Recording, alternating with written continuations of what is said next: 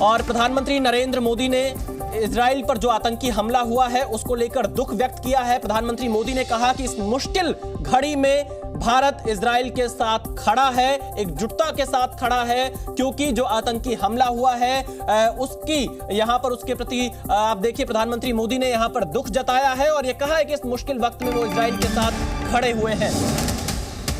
मोदी के इस ट्वीट पर इजराइल के जो राजदूत हैं भारत में, उन्होंने थैंक यू लिखा है और टैग किया है पीएमओ इंडिया को, प्रधानमंत्री के कार्यालय को, इजराइल के राजदूत ने। क्योंकि आप देखिए इजराइल पर जिस तरह से हमला हुआ है उसके बाद प्रधानमंत्री नरेंद्र मोदी ने कहा कि इस मुश्किल घड़ी में वो इजराइल के साथ खड़े हैं। आतंकी हमले में जो निर्दोष हैं, जो पीड़ित हैं, उनके प्रति अपनी संवेदनाएं प्रधानमंत्री मोदी ने व्यक्त की है। और इजराइल के जो राजदूत हैं नावर गिलान, उन्होंने यहां पर प्रधानमंत्री मोदी को ट्वीट कर थैंक यू कहा है और टैग किया है पीएमओ इंडिया को। क्योंकि आप देखिए जो हालात इजराइल में लगातार बने हुए हैं उस पर पूरी दुनिया की नजर है। अमेरिका, फ्रांस, हर तरफ से इस पर बयान सामने आ रहा है। ईरान ने समर्थन किया है हमास के इस आतंकी हमले का और इजराइल ने जवाबी कार्रवाई का पूरा मन बना लिया है, फैसला कर लिया है।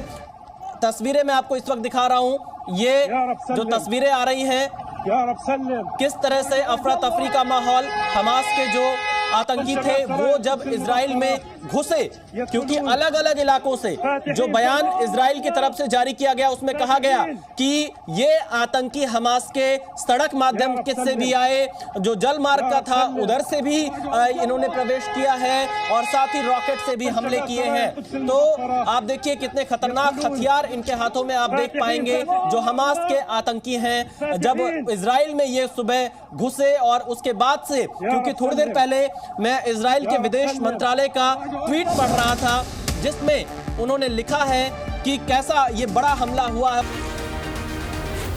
जी न्यूज़।